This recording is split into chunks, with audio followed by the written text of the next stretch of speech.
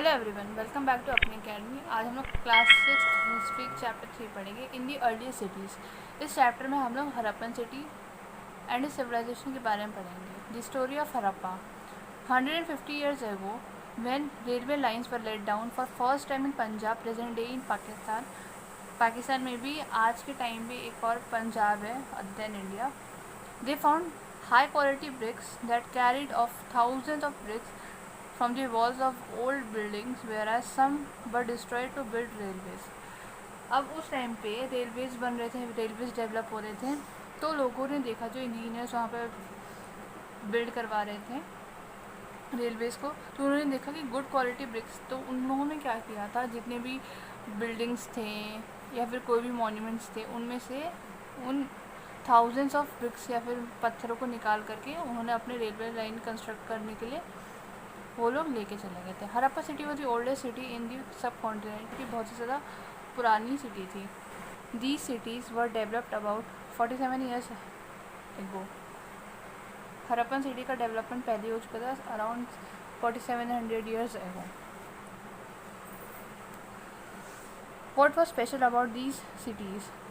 देखो, यहाँ पे मैंने आपको एक छोटा सा डायग्राम बताया है कि जो सिटीज़ है वो दो पार्ट में डिवाइडेड थी। आर्कियोलॉजिस्ट उन डिवाइडेड सिटीज़ या फिर जो सिटीज़ डिवाइड हुई थी दो या मोर देन 2 parts, उन्हें बोलते थे सिटाडल। सिटाडल मतलब लिटिल सिटी, मतलब जो छोटे पार्ट्स में डिवाइड होती है, लिटिल सिटीज़ और स्मॉल पार्ट्स ऑफ सिटी। ठीक, अब यहाँ पे बताया है कि जो वॉल्स होती थी, मतलब walls of baked brick were built around each part. They were so well baked that lasted thousands of years. पहले के ज़माने में या फिर उस टाइम पे जो ब्रिक्स यूज़ होते थे कंस्ट्रक्शन में, वो इतने फाइन थे, इतने अच्छे बिल्ड थे कि उस टाइम तक जब हरप्पन सिटी ढूंढी नहीं, मतलब एक तरीके से कंस्ट्रक्शन के टाइम में लोगों ने उसे ढूंढा, ब्रिक्स उसके यूज़ किए कंस्ट्रक्शन में, रेलवेज ऑफ कंस्ट्रक्शन में, उस टाइम उसकी कंडीशन बहुत अच्छी थी। अब बताया है पैटर्न के बारे में। Interlocking pattern and that made the wall strong. Interlocking pattern, देखो यहाँ पे मैंने इंटरलॉकिंग का आपको एक छोटा सा एग्जांपल दिया हुआ है। इस तरीके से जो कंस्ट्रक्शन के टाइम में ब्रिक्स रखी जाती थी।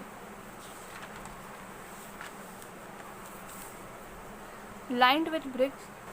Fourth, lined with brick coated with plasters and made water tight with a layer of natural tar.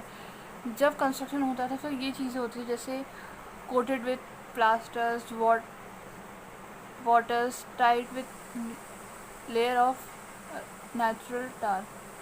Fifth, step leading towards to it from 2 sides while there were rooms on all sides. After use of water it was drained out. देखो, कुछ इस type का था, जैसे मान लो कि यहाँ पे 2 रूम्स है, उसके बीच में एक ड्रेन्ड आउट या फिर ड्रेन सिस्टम था कि मान लो अगर पानी वानी हो तो इस रास्ते से पानी आराम से बिना कहीं सेटल्ड हो या फिर कहीं पे रुके हुए पानी आराम से वॉश ऑफ हो जाए।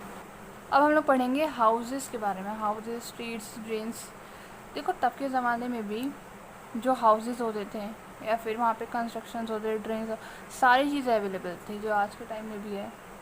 नॉट मच अबाउट टेक्नोलॉजी, मतलब उस टाइम में जो हाउसेस होते थे, जैसे यहाँ पे मैंने आपको बताया है, houses were either 1 or 2 story high with rooms build around a cottage. Cottage मतलब आंगन।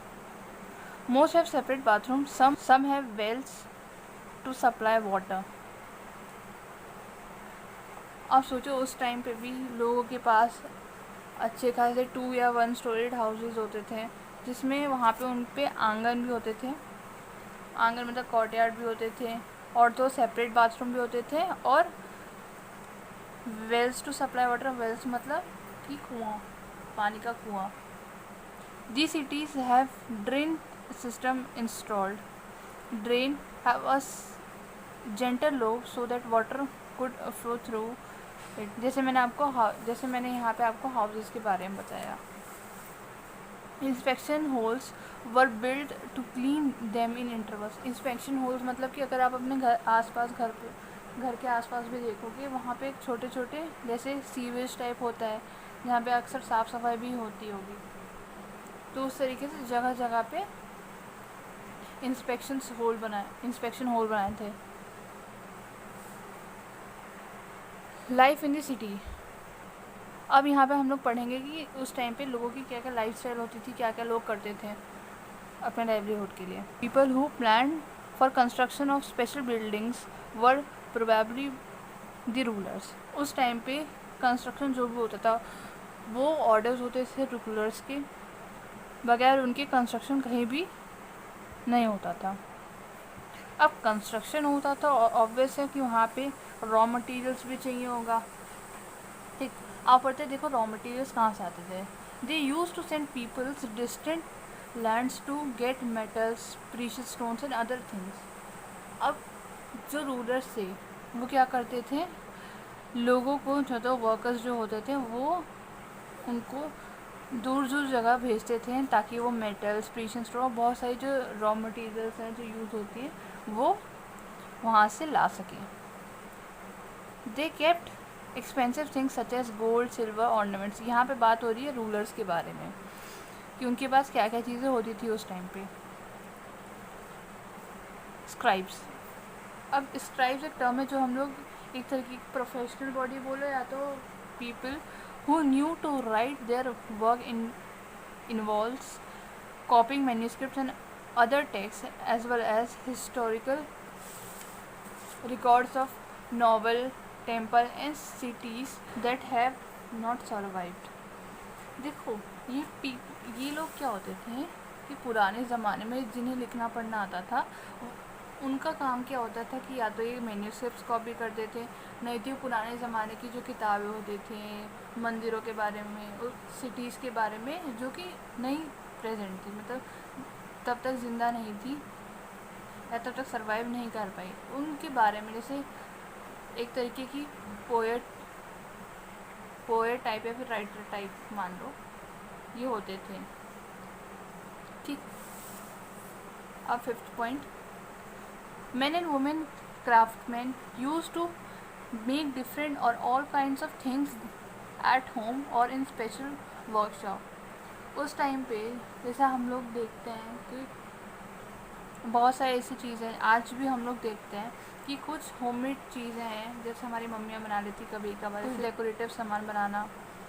तो उस टाइम पे भी जो लोग होते थे वो ज़्यादातर जैसे डेकोरेशन का सामान या फिर किसी चीज़ का सामान, पॉटरीज वगैरह, वो सारे लोग अपने यहाँ तो घर पे बनाते थे, नहीं तो वर्कशॉप से बनाते थे। People use to travel at distant places with raw materials. यहाँ पे मैंने आपको बताया था ये टर्म हम लोग ये भी बोल सकते हैं कि घूमने के लिए, जगह जगह घूमने के लिए लोग जाते थे और वहाँ से जो रॉ मटेरियल होते जैसे कॉपर हो गया, गोल्ड हो गया, सिल्वर हो गया, या फिर जो कंस्ट्रक्शन के लिए यूज़ होता है अपने यूज़ के लिए भी लेकर के आते। Terracotta toys have been found and children use to play. Terracotta toys मतलब कि मिट्टी के पुतले बने हुए, इमेज आपको दिख रही होगी। आज का last topic, new craftsman in the cities. अब यहाँ पे बताया गया है कि कौन कौन सी चीज़ें यूज़ होती थी, कहाँ कहाँ से वो चीज़ें आती थी, मतलब रॉ मटेरियल्स के बारे में और एक्सटेंड करके बताया गया है। Things found by archaeologists made of stones, shells and metals including copper, bronze, gold and silver. Copper and bronze were used to make tools, weapons, ornaments, etc.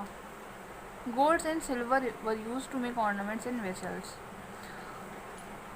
उस टाइम पे कॉपर और जो ब्रॉन्ज होते थे वो टूल्स, वेपन्स और ornaments बनाने की यूज़ आते थे, और गोल्ड और सिल्वर जो होते थे वो ऑर्नामेंट्स और वेसल्स बनाने की यूज़ में आते थे। The Harappan also made seal out of stones. These are generally rectangular and usually have an animal carved on there. They also made pots with beautiful black designs.